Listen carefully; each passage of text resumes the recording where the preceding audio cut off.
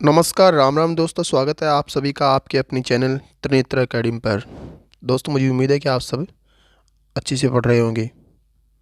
आज हम बात करने जा रहे हैं वीरों की भूमि राजस्थान के इतिहास के बारे में। और राजस्थान के इतिहास में पढ़ेंगे हम परमार वंश। परमार वंश से संबंधित टॉप 75 महत्वपूर्ण टफेस्ट क्वेश्चन आज हम इस वीडियो के अंदर कवर करेंगे। और ये वो क्वेश्चन होंगे जो कि आरपीएससी अब लगातार ऐसे क्वेश्चन पूछ रही है जो कि बहुत ज़्यादा टफ लेवल के हैं। हमने उसको ध्यान में रखकर ये वीडियो बना रहे हैं।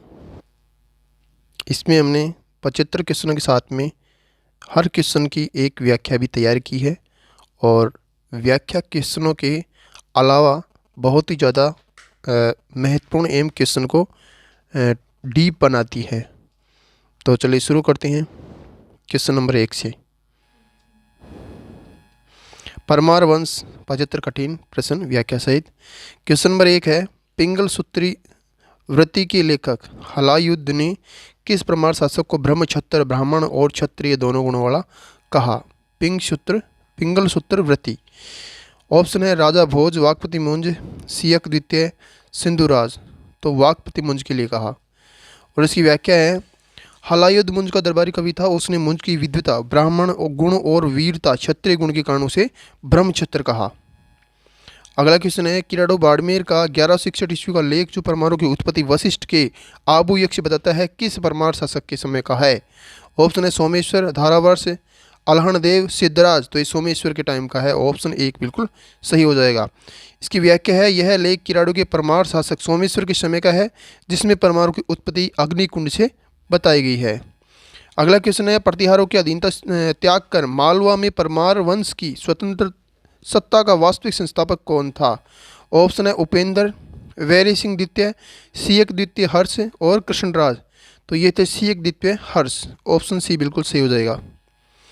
और इसकी व्याख्या है, यद्यपि उपेंद्र आदि पुरुष था, लेकिन 972 ईस्वी में राष्ट्रकूटों खौटिग को हराकर सियक द्वितीय ने ही वंश को संप्रभु बनाया था। अगला क्वेश्चन है, उदयपुर मध्य प्रदेश प्रशस्ति में किस परमार शासक की तुलना इंद्र से की और उसकी पत्नी की तुलना सची से की गई है? ऑप्शन है उदयादित्य, राजा भोज, सियक और मुंज। तो ये थे सियक। ऑप्शन सी बिल्कुल सही हो जाएगा। इसकी व्याख्या है, सियक द्वितीय की रानी का नाम वड़जा था। उदयपुर प्रशस्ति में उसे सियक की तुलना में राजसी महत्व दिया गया। अगला क्वेश्चन है, वह विदेशियों के मुख कुंडल और कवियों का कल्पवृक्ष था। मुंज के बारे में यह कथन किस अभिलेख में मिलता है? ऑप्शन है कोथे दानपत्र, बांसवाड़ा अभिलेख, नागपुर प्रशस्ति और बिजोलिया शिलालेख। तो एक कोथे दानपत्र मिलता है। ऑप्शन ए बिल्कुल सही हो जाएगा। इसकी व्याख्या है, कोथे दानपत्र 1008 ईस्वी में मुंज की साहित्यिक अभिरुचि और दानशीलता का वर्णन इस प्रकार किया गया है। अगला क्वेश्चन है, नवसाहनसाक चरित्र के रचयिता पद्मगुप्त ने सिंधुराज की तुलना किस पौराणिक पात्र से की है? ऑप्शन है राम, अर्जुन, भीम, सहनसाक। तो सहनसाक विक्रमादित्य से की है। ऑप्शन डी बिल्कुल सही हो जाएगा। इसकी व्याख्या है, पद्मगुप्त ने सिंधुराज को नवसाहनसाक नया विक्रमादित्य कहा है, क्योंकि उसने हूणों और अन्य शत्रुओं को हराया। अगला क्वेश्चन है, राजा बोध द्वारा रचित सम्रांगण सूत्रधार के 31वें अध्याय में किसका वर्णन है? ऑप्शन है नगर नियोजन, यंत्र विज्ञान, चित्रकला, मंदिर निर्माण। तो यंत्र विज्ञान का उल्लेख है। व्याख्या है, यह ग्रंथ तकनीकी दृष्टि से अद्भुत है। इसके 31वें अध्याय में यंत्र विधान जैसे लकड़ी की विमान, द्वारपाल यंत्र का वर्णन है। अगला क्वेश्चन है, चित्तौड़गढ़ दुर्ग में स्थित सम्मिदेश्वर महादेव मंदिर का मूल निर्माता कौन था? ऑप्शन है महाराणा मोकल, राजा भोज, कुमार पाल, सियक। तो राजा भोज थे। ऑप्शन बी बिल्कुल सही हो जाएगा। इसकी व्याख्या है, राजा भोज ने इसे त्रिभुवन नारायण मंदिर के नाम से बनवाया था। बाद में मोकल ने इसका जीर्णोद्धार कराया, अतः इसे मोकल मंदिर भी कहते हैं। अगला क्वेश्चन है, आबू के परमार वंश की वंशावली किस शासक से प्रारंभ मानी जाती है? ऑप्शन है धूमराज, धंधुक, उत्पलराज, धरणीवरा है। तो मानी जाती है धूमराज से। ऑप्शन ए बिल्कुल सही हो जाएगा। इसकी व्याख्या है माउंट आबू के अचलेश्वर और नेमिनाथ प्रशस्ति में धूमराज को आबू शाखा का आदि पुरुष बताया गया है। अगला क्वेश्चन है वागड़ बांसवाड़ा डोंगरपुर के परमाणु की प्रारंभिक राजधानी क्या थी? ऑप्शन है अर्थपूर्णा, अर्थूणा, उत्थुणक, बड़ौदा, गलियाकोट। तो अर्थूणा थी, ऑप्शन ए बिल्कुल सही हो जाएगा। इसकी व्याख्या है वागड़ के परमाणु की प्राचीन राजधानी उत्थुणक वर्तमान अर्थुणा थी, जहां डंबर सिंह और उसके वंशजों ने शासन किया। अगला क्वेश्चन है अधधारा निराधारा निरालंबा सरस्वती। आज धारा नगरी निराधार हो गई है और सरस्वती बिना आलंब के, यह उक्ति किस की मृत्यु पर कही गई?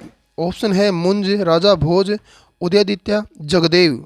तो राजा भोज की मृत्यु पर कही गई। और इसकी व्याख्या है राजा भोज 1010-1055 की मृत्यु पर विद्वानों ने यह शोक गीत गाया था, क्योंकि वे विद्वानों के सबसे बड़े आश्रयदाता थे। अगला क्वेश्चन है तिलक मंजरी नामक ग्रंथ के रचयिता धनपाल किस शासक के दरबारी कवि थे? ऑप्शन है राजा भोज, मुंज और भोज दोनों, सियक, जयसिंह, सिद्धराज। तो मुंज और भोज दोनों के थे, ऑप्शन बी बिल्कुल सही हो जाएगा। इसकी व्याख्या है धनपाल जैन विद्वान थे, उन्होंने मुंज और भोज दोनों का काल देखा, लेकिन मुख्य रूप से भोज के समय तिलक मंजरी लिखी।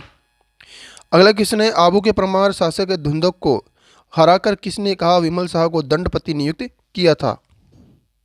आबू के परमार शासक धुंधक को हराकर किसने वहां विमल शाह को दंडपति नियुक्त किया था? ऑप्शन है मूलराज प्रथम, भीमदेव प्रथम गुजरात, सिद्धराज जयसिंह और कुमारपाल। तो भीमदेव प्रथम को। इसकी व्याख्या है धुंधुक ने भीमदेव प्रथम की अधीनता मानने से मना किया था, इसलिए भीमदेव ने आबू पर अधिकार कर विमल शाह को प्रशासक बनाया था। मतलब विमल शाह को प्रशासक बनाया था किसने? भीमदेव ने। अगला क्वेश्चन है अर्थोणा के प्रसिद्ध मंडलिक मंदिर शिव मंदिर का निर्माण किसने करवाया? ऑप्शन है चामुंडा राय, विजयराज, मंडलिक, सत्यराज। तो किसने करवाया? चामुंड राज ने करवाया, ऑप्शन एक बिल्कुल सही हो जाएगा। इसकी व्याख्या है यह मंदिर परमार शासक चामुंड राज ने अपने पिता मंडलिक की स्मृति में 1079 ईस्वी के आसपास बनवाया था। अगला क्वेश्चन है परमार का मरुमंडल का उल्लेख किस उल्लेख में मिलता है? किस अभिलेख में मिलता है? ऑप्शन है घटियाला अभिलेख, किराड़ो अभिलेख, हस्तिकुंडी अभिलेख, बिजोले अभिलेख। तो हस्तिकुंडी अभिलेख में मिलता है, ऑप्शन सी बिल्कुल सही हो जाएगा। इसकी व्याख्या है राष्ट्रकूट धवल के हस्तिकुंडी अभिलेख 997 ईस्वी में परमाणु के मरुमंडल में शासन का संकेत मिलता है। अगला क्वेश्चन है राजा भोज ने किस कलचुरी शासक के विरुद्ध त्रिपुरी पर आक्रमण कर विजय प्राप्त की थी? ऑप्शन है गांगे देव, लक्ष्मीकरण, कोक्कल और युवराज देव। तो गांगे देव किसके विरुद्ध? गांगे देव के विरुद्ध की थी, ऑप्शन ए बिल्कुल सही हो जाएगा। इसकी व्याख्या है भोज ने गांगे देव को हराया था, इसी घटना के बाद कहा राजा भोज कहाँ गंगू तेली गांगे देव वाली लोकोक्ति प्रसिद्ध हो गई मतलब की। अगला क्वेश्चन है सरस्वती कंठाभरण ग्रंथ राजा भोज द्वारा किस विषय पर लिखा गया? ऑप्शन है अलंकार शास्त्र, व्याकरण, ज्योतिष, वास्तु, योग। तो ये लिखा गया अलंकार शास्त्र व्याकरण पर, ऑप्शन ए बिल्कुल सही हो जाएगा। इसकी व्याख्या है यह संस्कृत व्याकरण और काव्य शास्त्र का एक मानक ग्रंथ है। भोज ने इसी नाम से एक आभूषण ग्रंथ भी नहीं बल्कि ज्ञान कोश लिखा। अगला क्वेश्चन है आबू के किस परमार शासक को मत गयंद मस्त हाथी को वश में करने वाला की उपाधि प्राप्त थी? ऑप्शन है धारावर्ष, प्रहलादन देव, विक्रम सिंह, सोम सिंह। तो ये धारावर्ष को थी, ऑप्शन ए बिल्कुल सही हो जाएगा। इसकी व्याख्या है धारावर्ष आबू का सबसे पराक्रमी शासक था। एक शिलालेख के अनुसार वह एक ही बाण से 3 भैंसों को भेज सकता था। अगला क्वेश्चन है गुजरात के सोलंकी राजा कुमारपाल ने आबू के किस परमार शासक को गद्दी से हटाकर उसके भाई को राजा बनाया था? ऑप्शन है धारावर्ष, विक्रम सिंह, यशोवर्मन, धुंधुक। तो विक्रम सिंह को बनाया था, ऑप्शन बी बिल्कुल सही हो जाएगा। और इसकी व्याख्या है विक्रम सिंह ने कुमारपाल के विरुद्ध विद्रोह किया था, इसलिए कुमारपाल ने उसे हटाकर उसके भतीजे यशोवर्मन को गद्दी दी। अगला क्वेश्चन है परमारकालीन प्रसिद्ध बीजक की पहाड़ी जहां बौद्ध स्तूप मिले हैं का संबंध किस क्षेत्र से है जिस पर कभी परमाणु का प्रभाव था? ऑप्शन है बैराट, नलियासर, अर्थुणा और भीनमाल। तो बैराट से मिले हैं, ऑप्शन ए बिल्कुल सही हो जाएगा। व्याख्या है, यद्यपि ए मौर्यकालीन मतलब यह मौर्यकालीन है, लेकिन परमाणु के विस्तार के समय कुछ समय के लिए यह क्षेत्र उनके प्रभाव भोज के समय में आया था। अगला क्वेश्चन है, कायदरा का युद्ध 1178 ईस्वी जिसमें मोहम्मद गोरी की हार हुई, उसमें गुजरात सेना का नेतृत्व आबू के किस परमार शासक ने किया था? ऑप्शन है धारावर्ष, प्रहलादन, जैत्र सिंह, लुम्बा। तो धारावर्ष ने किया था, ऑप्शन ए बिल्कुल सही हो जाएगा। इसकी व्याख्या है, धारावर्ष ने गुजरात के मूलराज द्वितीय की ओर से सेना का नेतृत्व किया और गोरी को बुरी तरह हराया था। अगला क्वेश्चन है, पार्थ पराक्रम व्यायोग नाटक की रचना किसने की? ऑप्शन है धारावर्ष, प्रहलादन देव, सोमेश्वर, जयसिंह सूरी। तो एक ही थी प्रहलादन देव ने, ऑप्शन बी बिल्कुल सही हो जाएगा। इसकी व्याख्या है, प्रहलादन देव धारावर्ष का भाई एक महान योद्धा और कवि था। उसने पालनपुर प्रहलादनपुर नगर भी बसाया था। अगला क्वेश्चन है, परमार राजा मुंज ने किस चालुक्य राजा को 6 बार हराया परंतु 7वीं बार बंदी बना लिए गए? ऑप्शन है तैलभ द्वितीय, सत्याश्रय, विक्रमादित्य पंचम, सोमेश्वर। तो तैलभ द्वितीय को हराया था, ऑप्शन ए बिल्कुल सही हो जाएगा। इसकी व्याख्या है, कल्याणी के चालुक्य तैलभ द्वितीय और मुंज के बीच लंबा संघर्ष चला। अंततः मुंज गोदावरी पार करते समय पकड़े गए और मारे गए। अगला क्वेश्चन है, कोंकण विजय के उपलक्ष्य में राजा भोज ने कौन सा उत्सव मनाया था? ऑप्शन है विजय पर्व, कोंकण विजय पर्व, वसंतोत्सव, दीपोत्सव। तो कोंकण विजय पर्व मनाया था, ऑप्शन बी बिल्कुल सही हो जाएगा। इसकी व्याख्या है, भोज ने कोंकण के शिलाहार शासक केसी देव को हराया और इस विजय की याद में प्रतिवर्ष कोंकण विजय पर्व मनाने की प्रथा शुरू की। अगला क्वेश्चन है, मोक्कल जी के मंदिर चित्तौड़ का जीर्णोद्धार 1428 ईस्वी में किसने करवाया जिसका उल्लेख वहां के शिलालेख में है? ऑप्शन है महाराणा कुंभा, महाराणा मोक्कल, राजा भोज, बनवीर। तो महाराणा मोक्कल।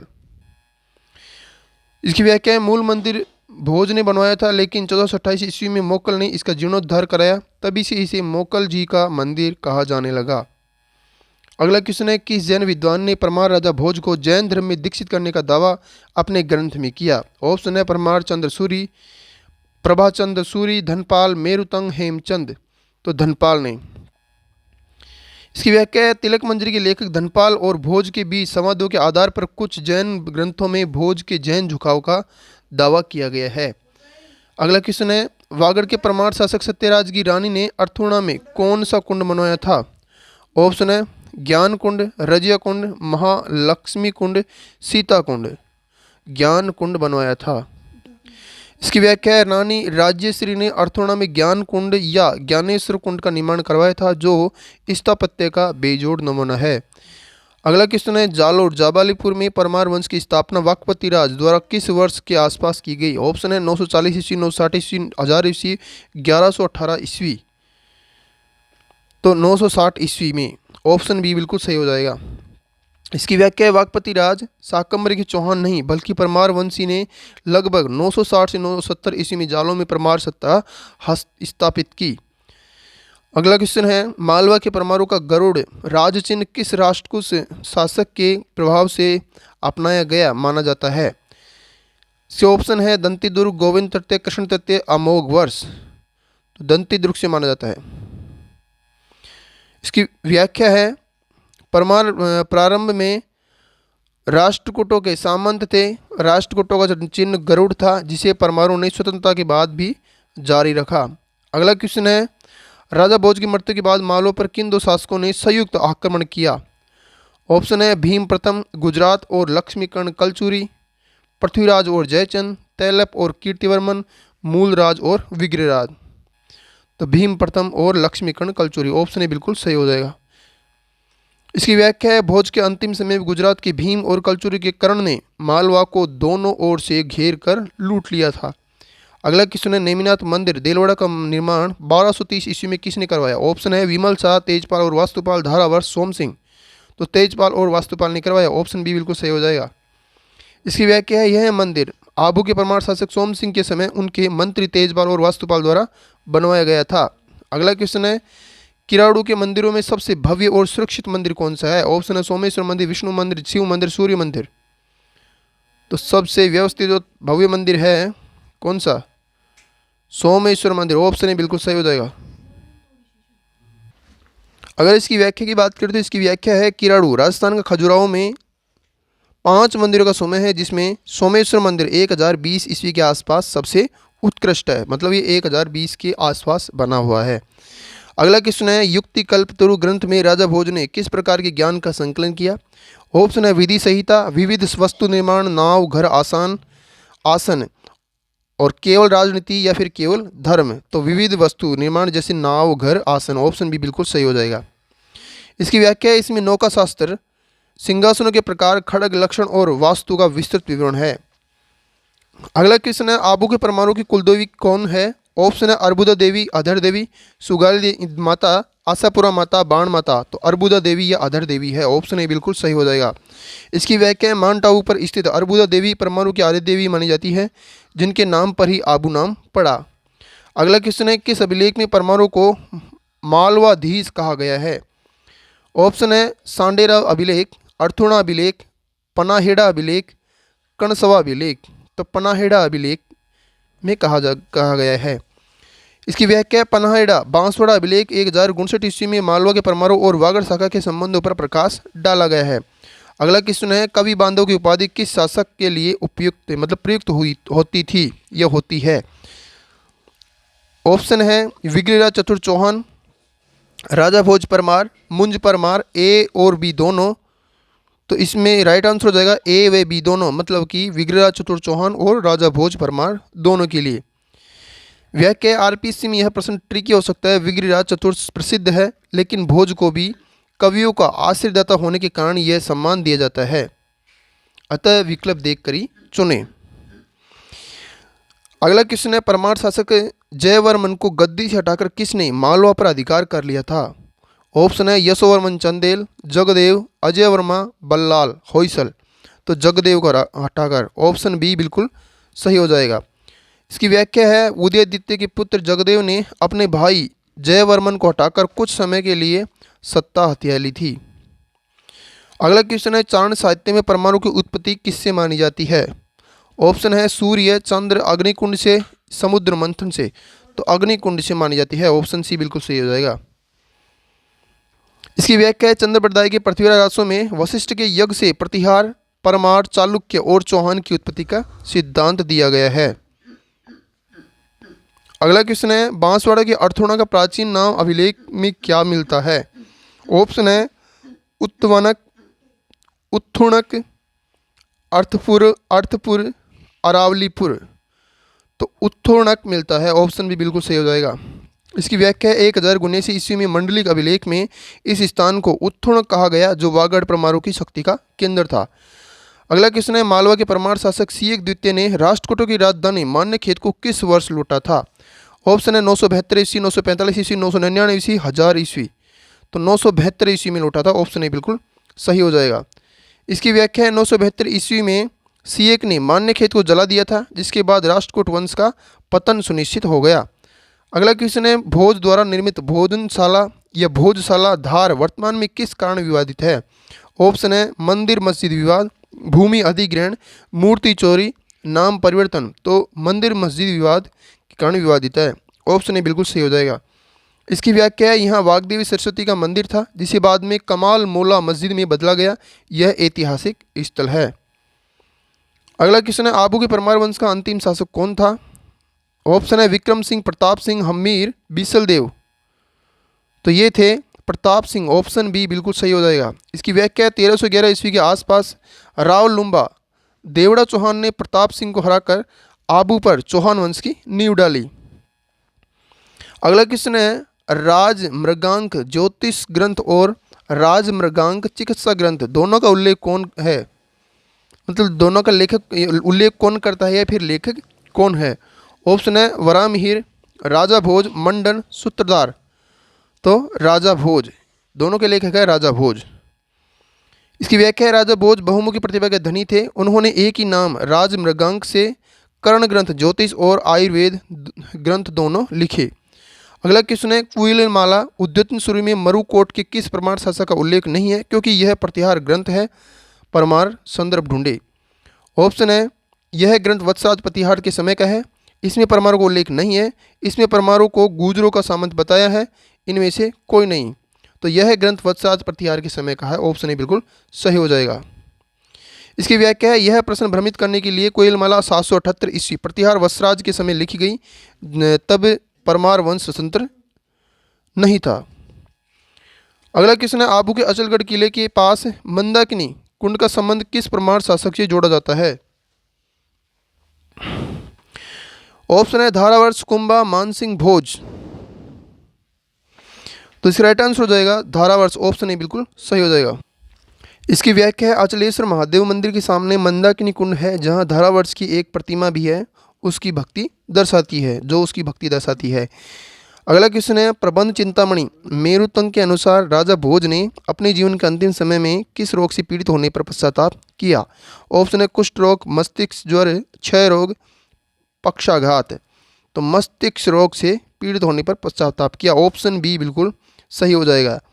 इसकी व्याख्या है, मोरतुंग लिखते हैं कि भोज को अंतिम समय में अपनी कमियों का एहसास हुआ और वे व्याधि से पीड़ित हो गए। और व्याधि कौन सी है? ब्रेन ट्यूमर, सेवर, हेड एक।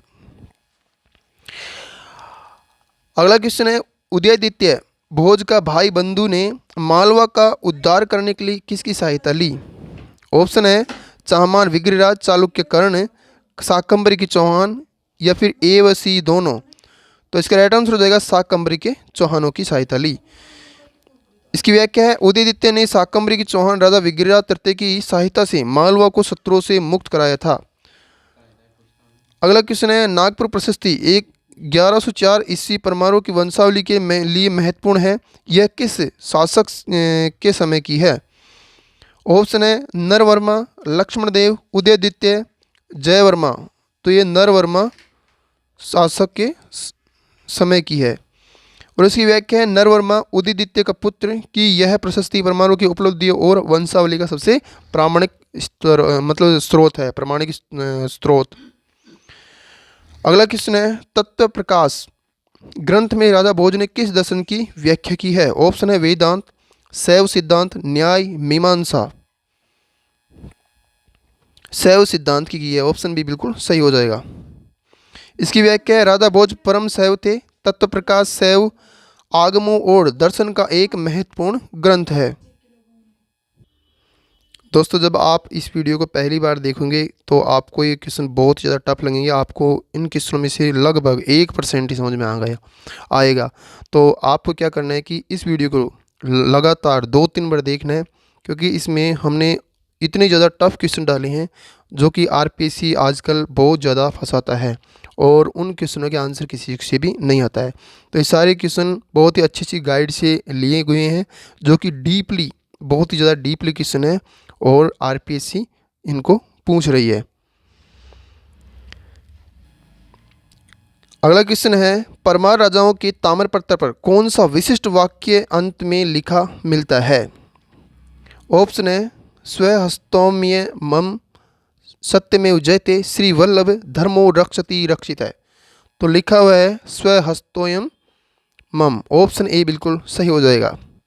इसकी व्याख्या है, परमार ताम्रपत्रों के अंत में राजा की सहमति के रूप में स्वहस्तोयम मम, यह मेरे हस्ताक्षर है, लिखा होता है। अगला क्वेश्चन है, किराड़ू के मंदिर को राजस्थान का खजुराहो क्यों कहा जाता है? ऑप्शन है अधिक संख्या के कारण, नग्न एवं मिथुन मूर्तियों के स्थापत्य कला के कारण, पुराने होने के कारण, शिव मंदिर होने के कारण। तो नग्न एवं मिथुन मूर्तियों की स्थापत्य कला के कारण। ऑप्शन बी बिल्कुल सही हो जाएगा। इसकी व्याख्या है, खजुराहो की तरह यहाँ भी मंदिरों की बाहरी दीवारों पर कामुक और मिथुन मुद्राओं का अंकन है। अगला क्वेश्चन है, आबू के परमार शासक सोम सिंह के समय कौन सा प्रसिद्ध विद्वान उनका मंत्री था? ऑप्शन है वास्तुपाल, नेमीचंद, यशोवीर, करमचंद। तो यशोवीर। ऑप्शन सी बिल्कुल सही हो जाएगा। और इसकी व्याख्या है, यशोवीर एक विद्वान मंत्री था। तेजपाल वास्तुपाल गुजरात के मंत्री थे, इसलिए जिन्होंने आबू में मंदिर बनवाया, पर सोम सिंह के अधीन यशोवीर भी सेवारत था। अगला क्वेश्चन है, किस परमार शासक ने अवंतीनाथ की उपाधि धारण करने वाले जयसिंह सिद्धराज के साथ युद्ध किया? ऑप्शन है यशोवर्मा, नरवर्मा, भोजदित्य, उदयदित्य। तो यशोवर्मा ने किया। इसकी व्याख्या है, जयसिंह सिद्धराज ने यशोवर्मा को हराकर उसे लकड़ी के पिंजरे में कैद किया और अवंतीनाथ की उपाधि ली। अगला क्वेश्चन है, सुभाषितावली या सुभाषित रत्न संदोह का संकलनकर्ता कौन था जो परमार काल से संबंधित है? ऑप्शन है अमित गति, धनंजय, हलायुध, मदन मदन। तो ये थे अमित गति। ऑप्शन ए बिल्कुल सही हो जाएगा। और इसकी व्याख्या है जैन आचार्य अमित गति मुंज और भोज के समकालीन थे। उन्होंने सुभाषितों का संग्रह किया। अगला क्वेश्चन है वागड़ के परमारों की वंशावली किस अभिलेख में सुरक्षित है? ऑप्शन है पनाहेड़ा अभिलेख, अर्थूणा का शिव मंदिर अभिलेख, छींच का अभिलेख, उपरोक्त सभी। तो उपरोक्त सभी है, ऑप्शन डी बिल्कुल सही हो जाएगा। और इसकी व्याख्या इन सभी अभिलेखों पनाहेड़ा, अर्थूणा, छींच से वागड़ शाखा के शासकों डंबर सिंह से लेकर विजय राज तक की जानकारी मिलती है। अगला क्वेश्चन है राजा भोज ने चित्तौड़ में निवास के दौरान किस ग्रंथ की रचना की? ऑप्शन है राजमृगांक, व्यवहार समुच्चय, कूर्म शतक और फिर ए और बी दोनों। तो ये हो जाएगा व्यवहार समुच्चय। ऑप्शन बी बिल्कुल सही हो जाएगा।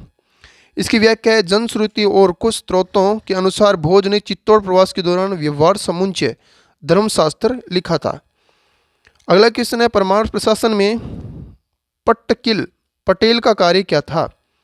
ऑप्शन है सेना भर्ती, गांव में राजस्व वसूली, मंदिर प्रबंधन, विदेश विभाग। तो पटेल का काम था गांव से राजस्व वसूली। ऑप्शन बी बिल्कुल सही हो जाएगा। इसकी व्याख्या है पट्टकिल वर्तमान पटेल गांव का मुखिया होता था जो भू राजस्व लैंड रेवेन्यू वसूल कर राज्य को देता था। अगला क्वेश्चन है 10 रूपक के लेखक धनंजय और उनके भाई धनिक किसके दरबार की शोभा थी? ऑप्शन है सिंधुराज, मुंज, भोज, सियक। तो मुंज के थे। ऑप्शन बी बिल्कुल सही हो जाएगा। इसकी व्याख्या है धनंजय ने नाट्यशास्त्र पर 10 रूपक लिखा था और धनिक ने उस पर अवलोक नामक टीका लिखी हुई मुंज के दरबारी थे। अगला क्वेश्चन है आबू के परमार शासक धारावर्ष के छोटे भाई प्रहलादन देव ने किस दुर्ग की रक्षा की थी? ऑप्शन है आबू दुर्ग, जालोर दुर्ग, अचलगढ़, सोरठ। तो आबू दुर्ग की रक्षा की थी। ऑप्शन ए बिल्कुल सही हो जाएगा। व्याख्या है प्रहलादन देव ने गुजरात पर हुए आक्रमणों के दौरान आबू और अपने क्षेत्र की वीरतापूर्वक सुरक्षा की। अगला क्वेश्चन है श्रृंगार मंजरी कथा में राजा भोज ने वेश्याओं को क्या शिक्षा दी? ऑप्शन है नृत्य कला, श्रृंगार और हाव भाव, व्याकरण, राजनीति। तो श्रृंगार और हाव भाव की शिक्षा दी। ऑप्शन बी बिल्कुल सही हो जाएगा। इसकी व्याख्या है यह एक अनूठा ग्रंथ है जिसमें भोज के एक सूत्रधार के रूप में गणिकाओं को श्रृंगार और आकर्षण की सिद्धांत सिखाते हैं। अगला क्वेश्चन है परमार वंश के किस शासक ने महाकुमार की उपाधि धारण की? ऑप्शन है लक्ष्मी वर्मा, हरिश्चंद्र, उदयादित्य, ए व बी दोनों। तो ये हो जाएगा ए व बी दोनों, मतलब लक्ष्मी वर्मा व हरिश्चंद्र। इसकी व्याख्या है मालवा के पतन काल में जब राज्य बट गया तो लक्ष्मी वर्मा और हरिश्चंद्र जैसे शासकों ने महाकुमार की उपाधि का प्रयोग किया। अगला क्वेश्चन है विजयपाल वागड़ परमार के समय 1133 ईस्वी का अभिलेख कहाँ से प्राप्त हुआ? ऑप्शन है तलवाड़ा, इंगनौदा, रोपी, गलियाकोट। तो रोपी से प्राप्त हुआ। ऑप्शन सी बिल्कुल सही हो जाएगा। व्याख्या है इसकी रोपी जालोर सिरोही सीमा के पास से प्राप्त अभिलेख विजयपाल के समय का है जो वागड़ शाखा का विस्तार दर्शाता है। अगला क्वेश्चन है मालवा के परमार शक्ति का दूसरा संस्थापक सेकंड फाउंडर किसे माना जाता है? ऑप्शन है भोज, मुंज, उदयादित्य, देवपाल। तो उदयादित्य को माना जाता है। ऑप्शन सी बिल्कुल सही हो जाएगा। इसकी व्याख्या है भोज की मृत्यु के बाद अराजकता फैल गई थी। उदयादित्य ने पुनः राज्य को संगठित किया, इसलिए उसे द्वितीय संस्थापक कहते हैं। अगला क्वेश्चन है धारावर्ष की रानी गीगी देवी का नाम किसके लिए प्रसिद्ध है? ऑप्शन है सती होने के लिए, बावड़ी निर्माण के लिए, पाटन गुजरात युद्ध के लिए, दानशीलता के लिए। तो बावड़ी निर्माण के लिए प्रसिद्ध है। ऑप्शन बी बिल्कुल सही हो जाएगा। इसकी व्याख्या है रानी गीगी देवी ने आबू में कई जनहित के कार्य किए और बावड़ियों का निर्माण करवाया। अगला क्वेश्चन है धारा का किला, धारा फोर्ट का पुनर्निर्माण किसने करवाया? ऑप्शन है राजा भोज, मोहम्मद बिन तुगलक, अलाउद्दीन खिलजी, दिलावर खान। तो मोहम्मद बिन तुगलक ने करवाया। ऑप्शन बी बिल्कुल सही हो जाएगा। इसकी व्याख्या है मूल किला पुराना था लेकिन 1344 ईस्वी में दक्षिण विजय के रास्ते में मोहम्मद बिन तुगलक ने इसका पुनर्निर्माण करवाया। अगला क्वेश्चन है परमार काल में स्कंधावार शब्द किसके लिए प्रयुक्त होता था? ऑप्शन है शाही महल, सैनिक छावनी, घुड़साल, अन्नागार। तो सैनिक छावनी के लिए प्रयुक्त होता था। ऑप्शन बी बिल्कुल सही हो जाएगा। इसकी व्याख्या है, जहाँ सेना का पड़ाव होता था या स्थायी छावनी होती थी उसे अभिलेखों में स्कंधावार कहा गया है। अगला क्वेश्चन है, हलायुद्ध ने अपनी पुस्तक मृत संजीवनी की रचना मालवा के किस स्थान पर की? ऑप्शन है उज्जैन, मांडू, धारा, महेश्वर। तो उज्जैन में की, ऑप्शन बी बिल्कुल सही हो जाएगा, ऑप्शन ए बिल्कुल सही हो जाएगा। इसकी व्याख्या है, हलायुद्ध मुंज के समय उज्जैन में रहते थे, जहां उन्होंने पिंगल शास्त्र पर मृत संजीवनी टीका लिखी। अगला क्वेश्चन है, आबू के परमाणु और गुजरात के सोलंकियों के बीच वैवाहिक संबंधों का उल्लेख किस प्रशस्ति में है? ऑप्शन है लूण सही प्रशस्ति, नेमिनाथ प्रशस्ति, अश्लेषा प्रशस्ति या फिर ए ओ बी दोनों। तो ये हो जाएगा ए ओ बी दोनों, लूण सही प्रशस्ति एवं नेमिनाथ प्रशस्ति। ऑप्शन डी बिल्कुल सही हो जाएगा।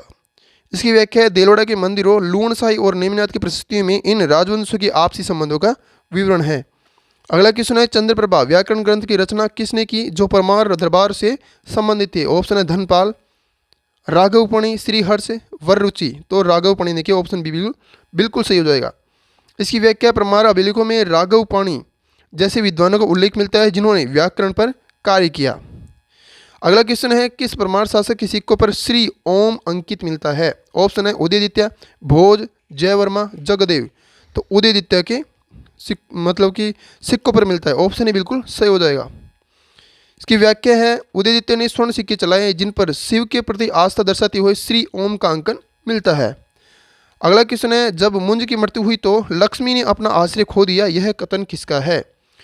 ऑप्शन है बिल्हण, विक्रमांक देवचरित में, कलहण, मेरुतंग, बल्लाल। तो बिल्हण मिलती है, ऑप्शन ए बिल्कुल सही हो जाएगा। इसकी व्याख्या है, कश्मीरी कवि बिल्हण ने विक्रमांक देवचरित में मुंज के निधन पर शोक व्यक्त करते हुए यह लिखा। ग्रंथ कौन सा है? विक्रमांक देवचरित। और लेखक कौन से, कवि कौन से? तो कवि का नाम है बिल्हण, जो कि कश्मीरी कवि थे। अगला क्वेश्चन है, जालों के परमाणु की वंशावली में अंतिम शासक कौन था जिसे कीर्तिपाल चौहान ने हराया? ऑप्शन है बीसल, कुंतपाल, जोम, पृथ्वीपाल। तो ये थे कुंतपाल, ऑप्शन बी बिल्कुल सही हो जाएगा। और इसकी व्याख्या है, 1181 से 82 ईस्वी के आसपास कीर्तिपाल कीतु ने जालोर के अंतिम परमार शासक कुंतपाल को हराकर सोनगढ़ चौहान वंश की नींव डाली। अगला क्वेश्चन है, सिद्धपुर गुजरात के रुद्र महल के निर्माण में किस परमार शासक ने बाधा डाली थी या संघर्ष किया? ऑप्शन है जगदेव, यशोवर्मा, भोज, सियक। तो यशोवर्मा ने, ऑप्शन बी बिल्कुल सही हो जाएगा। इसकी व्याख्या है, यशोवर्मा और सिद्धराज जयसिंह के युद्ध के कारण रुद्र महल का कार्य प्रभावित हुआ, जिसके बाद सिद्धराज ने पूरा किया। अगला क्वेश्चन है, बसंतगढ़ अभिलेख सिरोही 1042 ईस्वी में किस परमार शाखा से संबंधित है? मतलब ये बसंतगढ़ सिरोही अभिलेख है, ये 1042 ईस्वी का है, जो कि किस परमार शाखा से संबंधित है? ऑप्शन है आबू, मालवा, वागड़, जालोर। तो ये है आबू परमार शाखा से संबंधित। इसकी व्याख्या है, यह अभिलेख आबू के परमार शासक पूर्णपाल धुंधक का पुत्र के समय का है, जो क्षेत्र पर उसके अधिकार की पुष्टि करता है। और आज की इस वीडियो का अंतिम क्वेश्चन है, परमारों के मूल स्थान के संदर्भ में आबू पर्वत मत का समर्थन कौन सा इतिहासकार करता है? ऑप्शन है doctor D C. Ganguly, colonel Tod और मुहणोत नैन्सी, जी.एच. ओझा, दशरथ शर्मा। तो कर्नल टोड और मुहणोत नैन्सी इसका समर्थन करते हैं, ऑप्शन बी बिल्कुल सही हो जाएगा। और इसकी व्याख्या है, कर्नल टोड और नैन्सी अग्निकुंड सिद्धांत आबू उत्पत्ति का समर्थन करते हैं, जबकि डी.सी. गांगुली उन्हीं राष्ट्रकूटों से संबंधित दक्षिण भारत से मानते हैं। तो दोस्तों ये थे आज के 75 बहुत ही ज़्यादा टफ लेवल के महत्वपूर्ण क्वेश्चन।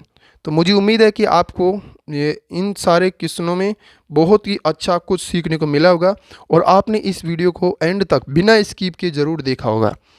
अगर आपको ये वीडियो अच्छा लगा तो अपने दोस्तों, अपने चाहने वालों के साथ में इस वीडियो को ज़रूर शेयर करें और आप भी इस वीडियो को बार बार देखें, क्योंकि जब आप इसको एक बार देखोगे तो शायद ही आपको ये बहुत ही कम % में समझ में आएगा, लगभग 10% से भी कम, क्योंकि इसमें हमने उन सभी डीप क्वेश्चन को डाला है जो कि बहुत ही ज़्यादा डीपली है और वो जैसे कि RES में पूछे जाते हैं। लेकिन RPC आजकल उन सभी क्वेश्चनों को जैसे कि टीचर भर्ती, प्रोफेसर देख लें या फिर फर्स्ट ग्रेड देख लें, उनमें भी RPSC ने पूछा था। तो RPSC को कोई भी पता नहीं है, कैसे भी क्वेश्चन पूछ सकता है, उसी के अकॉर्डिंग हमने ये वीडियो बनाया है।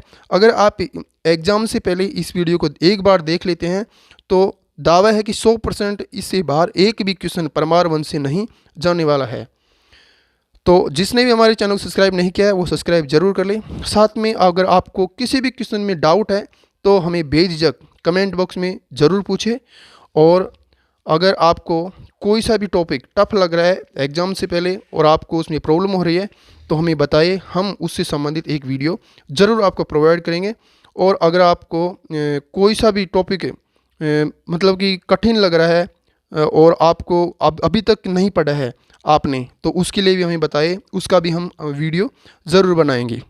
तो मिलते हैं आगे एक नए वीडियो के साथ में, तब तक के लिए जय हिंद, जय राजस्थान।